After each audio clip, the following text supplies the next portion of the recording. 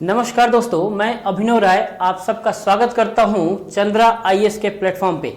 आज हम लोग जीवन कौशल का सेकेंड चैप्टर देखेंगे, वृत्ति या व्यवसाय।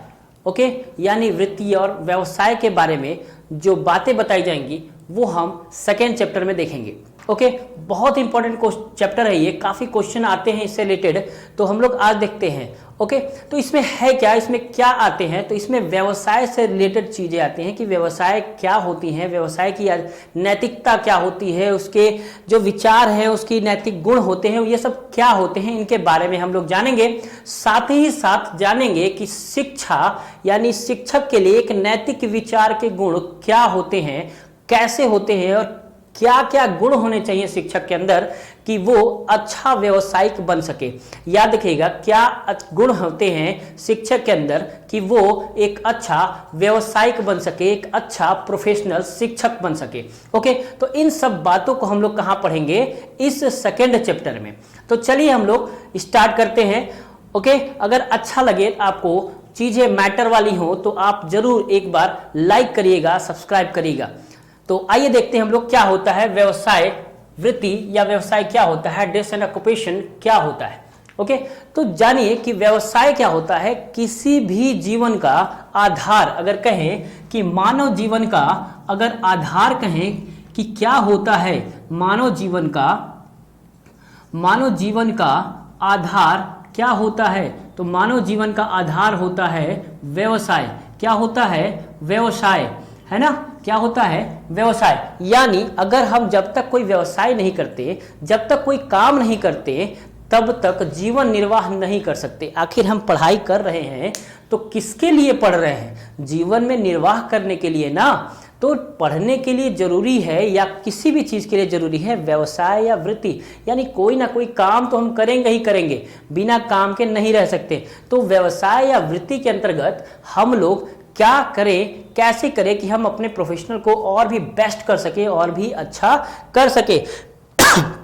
ओके, तो इसके बारे में हम लोग क्या करेंगे, इसमें जानेंगे। तो देखते हैं कि क्या होता है व्यवसाय में, क्या क्या हो सकता है। तो सबसे पहली चीज ये तो याद रखिएगा, कई बार क्वेश्चन में आया हुआ है कि मानव जीवन का आधार क्या है, तो मानव जीवन का आधार क्या है, व्यवसाय है। दूसरी चीज, व्यवसाय के अंतर्गत में क्या क्या आता है, व्यवसाय के अंतर्गत में आता है नौकरियां, यानी कोई भी अगर हम नौकरी कर रहे हैं तो वो भी एक व्यवसाय है, एक तरह का प्रोफेशन है। ओके, तो सिर्फ और सिर्फ जो बिजनेस है वही नहीं है, बाकी हम जितने भी करते हैं वो भी एक तरह का प्रोफेशन है, वो भी एक तरह का क्या है, व्यवसाय ही है। तो नौकरियां हैं। दूसरी चीज है मुर्गी पालन या कोई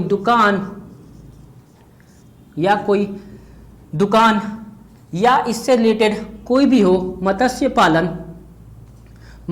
पालन, मधुमक्खी पालन या कोई रेड़ी लगाना या कोई बिजनेस करना, ये सब किस में आएगा, व्यवसाय के अंतर्गत में आएगा। किस में आएगा, व्यवसाय के अंतर्गत में आएगा। तो हम ये देखते हैं कि व्यवसाय यानी जो भी दुनिया में जिसके लिए हम जीवन यापन कर रहे हैं, जीविकोपार्जन के लिए जो भी काम कर रहे हैं, वो सब के सब क्या कहलाएगा, व्यवसाय। तो क्या कहलाएगा, जीविकोपार्जन के लिए, यानी जीविकोपार्जन के लिए जो भी काम हम लोग करते हैं वो सब के सब क्या कहलाता है, व्यवसाय कहलाता है। सिंपल सा सेंटेंस में अगर हम बात करें तो जीविकोपार्जन के लिए जो भी हम काम कर रहे हैं वो सब के सब क्या है, व्यवसाय है। और याद रखिए, व्यवसाय ही क्या है, आधार है, यही बेस है, यानी जीवन जीने का सलीका यही है। यानी लास्ट में हमें सबको एक ही जगह आना है, वो क्या करना है, व्यवसाय करना है, जीवन निर्वाह करना है, और जीवन निर्वाह के लिए व्यवसाय जरूरी है। ओके, तो ये क्या है, व्यवसाय। स्टार्टिंग कैसे हुआ इसका, स्टार्टिंग कैसे हुआ, कब से हुआ, क्या हुआ, तो याद रखिए स्टार्ट हुआ ये ब्रिटेन से। कहां से हुआ, ब्रिटेन से। याद रहेगा कहां से स्टार्ट हुआ, ब्रिटेन से। अब ब्रिटेन में ऐसा क्या हुआ था, ब्रिटेन में ऐसा क्या हुआ था, तो याद रखिए ब्रिटेन में हो रहा था इंडस्ट्रियल रेवोल्यूशन। क्या हो रहा था, इंडस्ट्रियल रेवोल्यूशन। अब ये चल रहा था, चलते चलते इंडस्ट्रीज ग्रोथ कर रहे थे, चारों तरफ मार्केट ही मार्केट, बिजनेस ही बिजनेस, ऐसा व्यवसाय हो रहा था। किसी के पास समय नहीं, किसी के पास कुछ नहीं, सब परेशान है, सब एकदम तहस नहस हुए हैं। तो इसमें सोचा गया कि कुछ एक ऐसा सुविधा अपनाया जाए, कुछ एक ऐसी सिस्टम अपनाया जाए जिससे समस्याओं का समाधान हो, मेंटली समस्याओं का समाधान हो, जो फिजिकली हो रहा है उसकी समस्याओं का समाधान हो, देश में जो समस्याएं हो रही हैं जैसे प्रदूषण है, नगरीकरण है, बहुत ज़्यादा जो भीड़ भाड़ वाला इलाका है, इन सब से कुछ ना कुछ प्रॉब्लम हो रही थी। तो सभी कहीं ना कहीं दिक्कत में थे। तो हुआ कि कुछ ऐसा किया जाए कि प्रोफेशनलिज्म सामने आए, लोग अपने लिए भी जिए, समाज के लिए भी जिए। ओके, तो ऐसे विचार आए। तो ऐसे विचार में वृत्ति और व्यवसाय को लेकर नियम कानून बनना हुआ। तो नियम कानून बनने से लिए कहाँ से स्टार्ट हुआ? अगर पूछा कि वृत्ति या व्यवसाय की चीज़ें कहाँ से स्टार्ट हुई, तो याद रखिए कहाँ से, 1980 से 90 के बीच में, 1980 से 90 के बीच में, जब मार्केटाइजेशन जो है बहुत तेज़ी से चल रहा था वर्ल्ड में, बहुत तेज़ी से लोग जान रहे थे, जिस चीज़ों को सीख रहे थे, उस वक्त ये चीज़ें शुरू हुई ब्रिटेन में। और यहाँ पे जीवन विकास, इसी एज में वृत्ति या व्यवसाय से रिलेटेड नियम कानून बनना शुरू हुआ 1980 से 90 के बीच में। तो अगर क्वेश्चन आएगा कि कब से वृत्ति या व्यवसाय की यानी व्यवसाय की चीज़ों पे बात विचार शुरू हुआ, तो आप बताएंगे कब, 80 से 90 के बीच में। ठीक। दूसरा क्वेश्चन, मानव जीवन का आधार क्या है, तो बताएंगे व्यवसाय। व्यवसाय क्या है? तो जो भी जीविकोपार्जन के लिए, अपने चीज़ों के लिए करे, यानी जीविकोपार्जन के लिए जो भी काम करे, वो सब के सब क्या है? व्यवसाय। सब के सब व्यवसाय। ठीक। अब इसके लिए सबसे ज़्यादा जरूरी क्या है? व्यवसाय के लिए सबसे ज़्यादा जरूरी क्या है? व्यवसाय के लिए सबसे ज़्यादा जरूरी है व्यवसाय की नैतिकता। क्या होनी चाहिए? व्यावसायिक नैतिकता। याद रखिए, बहुत जरूरी है। अगर नैतिक नहीं है, आप नैतिक नहीं है, तो आप आगे ऑक्यूपेशन को बढ़ा नहीं सकते। कभी ना कभी चीज़ें सामने आएगी और कभी ना कभी मैटर फंसेगा। तो आपको जरूरी क्या है? व्यावसायिक नैतिकता। ठीक है, क्या जरूरी है? व्यावसायिक नैतिकता। अब व्यावसायिक नैतिकता जो है कि कितने प्रकार होते हैं? व्यावसायिक नैतिकता के कितने प्रकार होते हैं? तो याद रखिए, नैतिकता होनी चाहिए। अभी हम जानेंगे नैतिकता, व्यावसायिक नैतिकता में और क्या क्या चीज़ें आती हैं, तो आप क्लियर कट समझ में आएगा क्या होता है। तो प्रकार देख लेते हैं हम लोग, कितने प्रकार के होते हैं व्यावसायिक नैतिकता। तो याद रखिए, ये 2 प्रकार के होते हैं। क्या होते हैं? 2 प्रकार के। एक होते हैं प्रमाणित, क्या होते हैं? प्रमाणित, और दूसरे होते हैं वर्णनात्मक। क्या होते हैं? वर्णनात्मक। एक होते हैं प्रमाणित और दूसरे होते हैं वर्णनात्मक। अब प्रमाणित क्या होते हैं? याद रखिए, कई बार क्वेश्चन पूछा है व्यावसायिक नैतिकता कितने प्रकार के होते हैं, तो आप बताएंगे क्या? 2 प्रकार के होते हैं। एक होता है प्रमाणित और दूसरा होता है वर्णनात्मक, या अप्रमाणित भी कह सकते हैं इसको। क्या कह सकते हैं? अप्रमाणित भी कह सकते हैं। ठीक है। तो प्रमाणित व्यवसाय क्या होती है? जिसको हम प्रमाण के रूप में दे सके, जिसको हम प्रमाण के रूप में आपको बता सके कि ये बिल्कुल शुद्ध है और इतना शुद्ध है, तो यहां पे हम कह देंगे ये प्रमाणित होते हैं। जैसे हॉल मार्का लगा होता है गोल्ड पे, गोल्ड पे, ये क्या है? प्रमाणित है। दूसरी चीज कि कहीं कहीं एग मार्का लगा होता है। अब ये एग मार्का कहां लगता है? एग मार्का लगता है शुद्ध खाद्य पदार्थ पे। क्या लगता है? शुद्ध खाद्य पदार्थ पे एग मार्का होता है। ठीक है। सोने पे क्या होता है? हॉल मार्का होता है। उसी तरह से कई जगहों पे क्या होता है? मार्क लगा होता है। तो ये सब मार्क जो है वो प्रमाणित करता है चीज़ों को कि हमारा जो चीज़ है, हमारा जो प्रोडक्ट है वो बिल्कुल शुद्ध है। जैसे ISI मार्क, शुद्धता की गारंटी है ना, ISI मार्क। तो ये सब चीज़ें जो है वो प्रमाणित करता है। क्या करता है? प्रमाणित करता है। ओके, याद रहेगा। दूसरी चीज, कुछ चीजें वर्णनात्मक होती हैं, अप्रमाणित होती हैं, इसे हम बता नहीं सकते, बिल्कुल फैक्ट नहीं दे सकते, बस ये है कि ये भी एक व्यवसाय है। जैसे शिक्षा, ठीक है, क्या है? वर्णनात्मक में शिक्षा एक अप्रमाणित है। ठीक है, ये भी एक व्यवसाय है। शिक्षा एक बहुत बड़ी व्यवसाय है, इस पर हम विस्तार से बातें करेंगे अभी। तो शिक्षा भी क्या है? एक व्यवसाय है, लेकिन ये है कैसा? ये अप्रमाणित है, प्रमाणित नहीं कर सकते हम। ठीक, प्रमाणित नहीं कर सकते हम, बस इतना बता सकते हैं कि हाँ एक अच्छा व्यवसाय है, इसमें ग्रोथ हुआ है। इतना नहीं कर सकते कि कितना ग्रोथ हुआ है। अब किसी बच्चे का बुद्धि हम देख के नहीं बता सकते कि इतना तेज हमने सिखाया और इसको 10 किलो बुद्धि आ गया, तो हम इसको प्रमाणित नहीं कर सकते। सबका अलग अलग मेथड होता है, सबका अलग अलग तरीका होता है। हम एक ही ज्ञान देंगे, सामने वाला डिपेंड करता है कि कितने ज्ञान को वो अर्जन किया है। ठीक है, अगर हम प्रमाणित करते तो सब पे ठप्पा लगा रहे होते सबके दिमाग पे कि इसको इतना % आ गया। ओके, तो ये याद रखिएगा, शिक्षा एक अप्रमाणित यानी वर्णनात्मक है। हम इसका वर्णन कर सकते हैं, चीजों को प्रमाणित नहीं कर सकते, इसको कहीं से हॉलमार्का नहीं लगा सकते। याद रहेगा। तो व्यावसायिक नैतिकता के 2 प्रकार होते हैं। अच्छा, कहीं कहीं क्वेश्चन आता है कि विज्ञान सॉरी विज्ञान को हम क्या कह सकते हैं? प्रमाणित। भाई विज्ञान तो प्रमाणित है, ठीक, वाकई प्रमाणित है, लेकिन ये क्या करता है? ये सिर्फ फैक्ट बताता है, सही या गलत का निर्णय नहीं लेता। साइंस क्या करता है? फैक्ट बताता है, सही या गलत की चीजों को नहीं बताता। आपको फैक्ट बता दिया, फिर चीजें हट गई, अब जो सामने वाला है वो समझेगा आपके लिए सही है या गलत है। तो याद रखिए, साइंस को भी हम कहाँ रखते हैं? वर्णनात्मक में, अप्रमाणित में, ठीक है, अप्रमाणित यानी वर्णनात्मक में ही इसको हम रखेंगे। चलिए, तो ये था क्या? प्रकार। अब हम लोग जानते हैं कि व्यावसायिक नैतिकता क्या क्या होती है, व्यावसायिक नैतिकता में क्या क्या हो सकता है। तो व्यावसायिक नैतिकता के प्रमुख बिंदु के बारे में हम चर्चा करते हैं।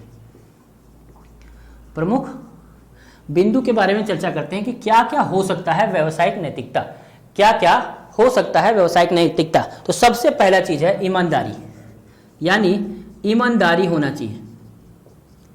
क्या होना चाहिए? ईमानदारी होना चाहिए। व्यावसायिक नैतिकता में क्या होना चाहिए? ईमानदारी, ठीक। अब ईमानदारी कैसे? अगर हम कोई भी व्यवसाय कर रहे हैं, अगर आप ईमानदार नहीं हैं अपने व्यवसाय को लेके, अपने बिजनेस को लेके, अगर आप ईमानदार नहीं हैं तो याद रखिए आपका घाटा होना तय है। यानी आपको अपने ऑक्यूपेशन से ईमानदार होना चाहिए, आपको अपने ऑक्यूपेशन से ईमानदार होना चाहिए। आप जितना बढ़िया ईमानदार होंगे उतना ही आपका बिजनेस आगे बढ़ेगा। ओके, बहुत लोग सोचते हैं कि नया नया बिजनेस है, जल्दी से कमा लेते हैं। क्या करते हैं? जल्दी से कमा लेते हैं। अब ये जल्दी से कमाने वाला जो सिस्टम है, उससे क्या होगा? आप 1 या 2 दिन किसी को बेवकूफ बनाएंगे, चौथे दिन वो नहीं बनेगा, चौथे दिन वो कहीं और जाएगा। हुआ बिजनेस का घाटा, धीरे धीरे मार्केट में वो बात फैलेगी और आपका बिजनेस धीरे धीरे धीरे धीरे कम होता जाएगा। तो इसीलिए सबसे ज़्यादा जरूरी है क्या? व्यवसाय के लिए ईमानदारी। हम एज ए शिक्षक हमें क्या होना चाहिए? ईमानदार होना चाहिए। हम अगर टीचर बने हैं और टीचर की जगह पे हम जा रहे हैं, कहीं काम कर रहे हैं, तो वहाँ अपने प्रोफेशन से थोड़ा सा हमें क्या होना चाहिए? ईमानदार होना चाहिए। हमें बच्चों को लेके पढ़ाई पे जरूर ध्यान देना चाहिए। हम जितना अच्छा कर सकते हैं उस पर करना चाहिए। हमें अपने प्रोफेशन से, अपनी चीज़ों से गद्दारी नहीं करनी चाहिए। अगर हम गद्दारी करते हैं तो कहीं ना कहीं प्रॉब्लम करते हैं। ओके, तो याद रखिएगा हमें क्या करना है? हमें चीज़ों को संभालना, ठीक। चलिए, ईमानदार होना है। दूसरी बात करते हैं समानुभूति। क्या होते हैं? समानुभूति। अच्छा, समानुभूति यानी इम्पैथी। क्या करते हैं? इम्पैथी, ठीक है, इम्पैथी है ना। यानी हमें क्या रखना है? इम्पैथी, समानुभूति रखना है। याद रखिए WHO के जो 10 कौशल मैंने बताए हैं आप लोग को, उस कौशलों में ये शामिल है, उस कौशल में ये शामिल है। यानी इतना इंपॉर्टेंट है कि कौशल आनी चाहिए इस समानुभूति के। तो समानुभूति में क्या होता है आखिर? समानुभूति में होता है कि हम अपने आप को उसकी जगह पर रख के देखें कि वो कैसा है, क्या कर रहा है, किस तरीके से कर रहा है, कहीं कोई प्रॉब्लम है तो उसको सॉर्ट आउट कर सकते हैं। तो ये होता है समानुभूति। एक अच्छा कौशल होता है लोगों के बारे में जानना और उसके आगे बढ़ाना। ओके, तो ये क्या है? समानुभूति हमें रखना है, एम्पैथी रखना है लोगों के साथ, सबके साथ, चाहे वो रिक्शा वाला हो, चाहे वो ठेले वाला हो, चाहे वो कोई भी हो। तो हमें उसको अपने आप उसके जगह पे अपने आप को रख के उसके बाद ये सोचना है कि क्या बेटर है, क्या कैसा है और किस तरीके का है। ओके, दूसरी चीज, हमें समानुभूति रखते वक्त ये भी देखना है कि उसमें हम अपनी मौलिकता न डाल दें, क्योंकि अपनी मौलिकता डालेंगे तो हम उसकी बातों को नहीं समझ सकेंगे। उसकी बातों को समझने के लिए हमें समानुभूति होना जरूरी है, एम्पैथी होना जरूरी है। एज शिक्षक हमको ये भी जानना होगा कि जो सामने वाले हैं, बालक जो हैं, हमारे बच्चे जो हैं, स्टूडेंट जो हैं, वो कितना एक दिन में सीख सकते हैं, कितना क्या कर सकते हैं, इसके बारे में भी जानना जरूरी है। तो इसीलिए शिक्षक को क्या होना चाहिए कि शिक्षक को एक समानुभूतिपूर्ण होना चाहिए। यानी शिक्षक को एक स्टूडेंट के पास रख के समझना है कि बच्चे को कितना आता है और कहाँ से ले जाके हमें सिखाना है। ओके, किस तरीके से सिखाना, इस चीज को हमें अपने से डिसाइड नहीं कर देना कि बच्चे को ये आता होगा, इसको छोड़ो, इसके आगे से पढ़ते हैं हम लोग। क्लास 6 का बच्चा है, चलो इसको 6 को सब आता होगा, हम 6 के स्टार्ट करते हैं। तो ऐसा नहीं करना, हमें बच्चों के पहले जाना है, पहले देखना है, चेक करना है कि क्या वो 5th के भी लायक है 6 को हम पढ़ा दें। तो पहले हमें जिस लायक है वहां से पढ़ाना शुरू होगा और वहां से फिर अपने आप अपने क्लास में ले आना होगा।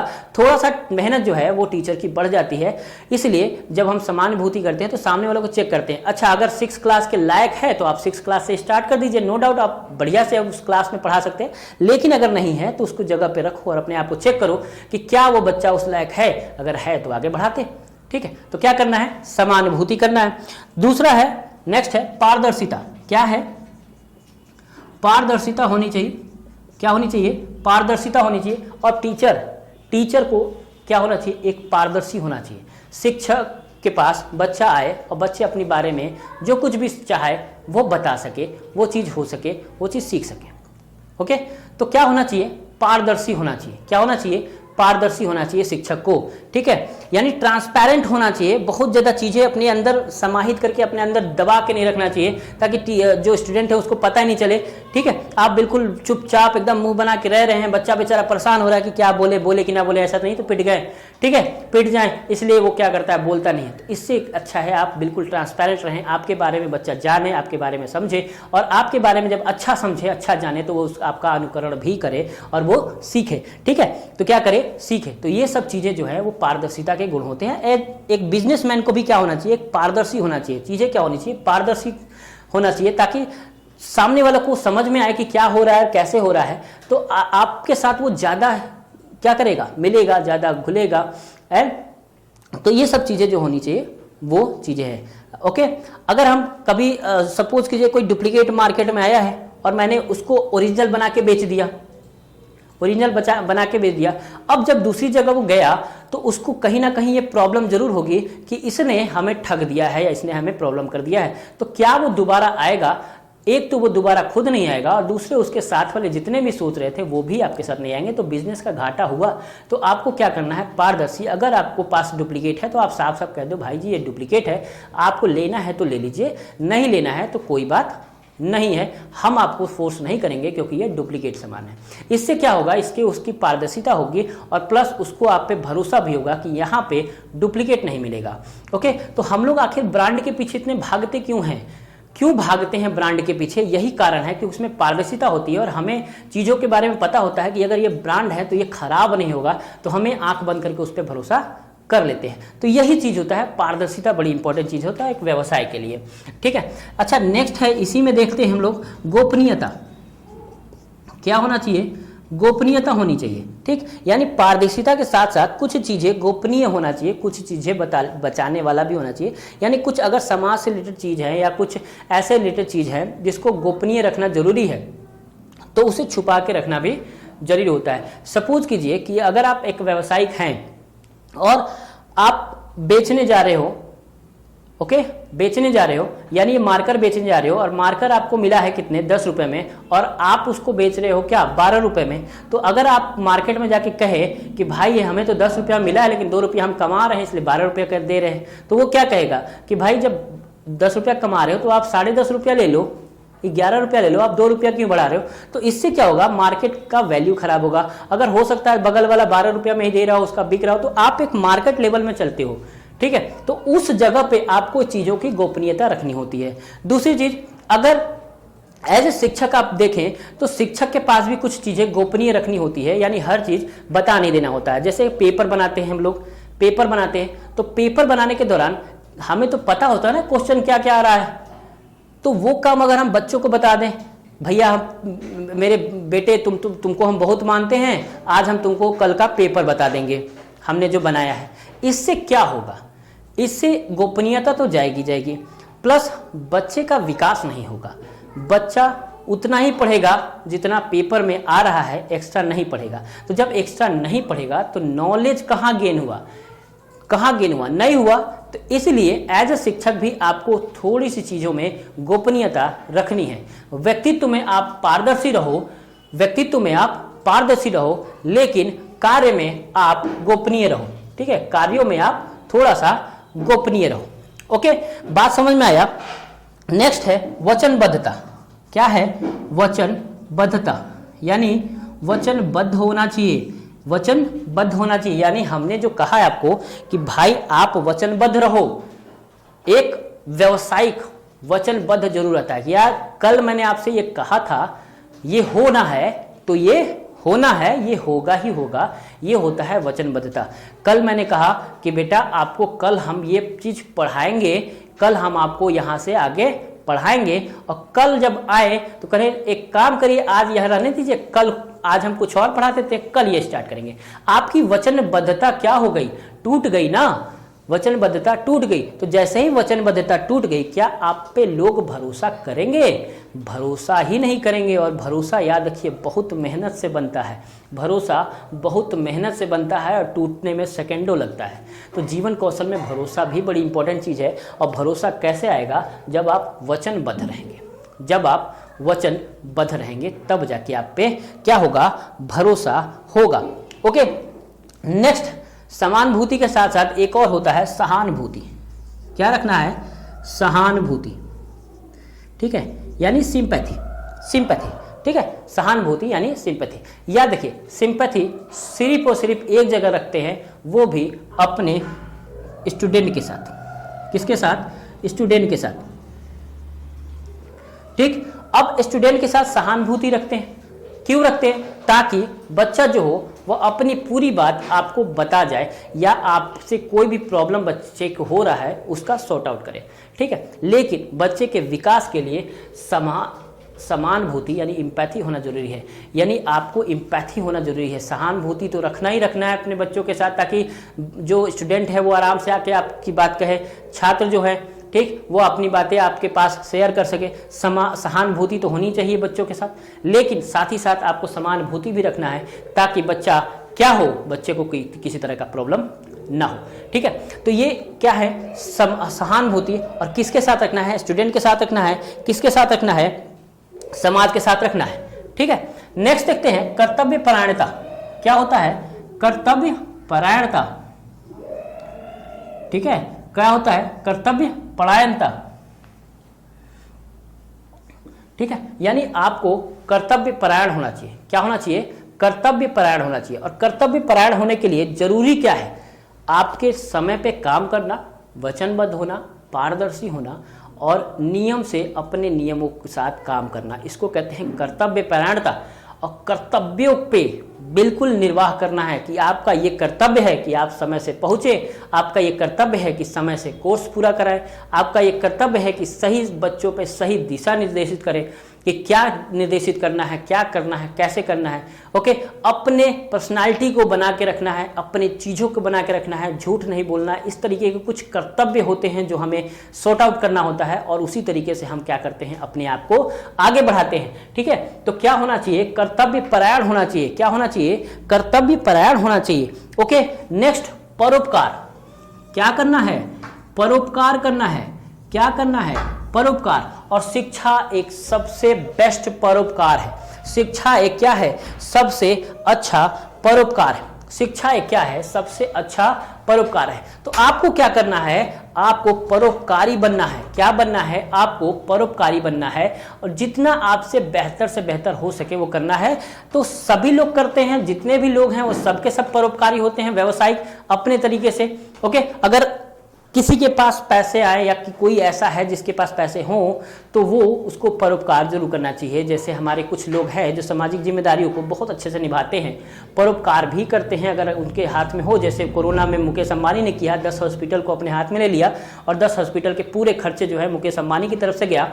उसी तरह से अक्षय कुमार, रतन टाटा, ये सब जितने भी हमारे बड़े लोग हैं जिनके पास मदद करने का है सफलता, वो करते हैं, और ये एक अच्छा गुण होता है परोपकार का। उसी तरह शिक्षक को भी परोपकार का गुण अपनाना चाहिए। और याद रखिए, शिक्षा खुद में बहुत बड़ा परोपकार है।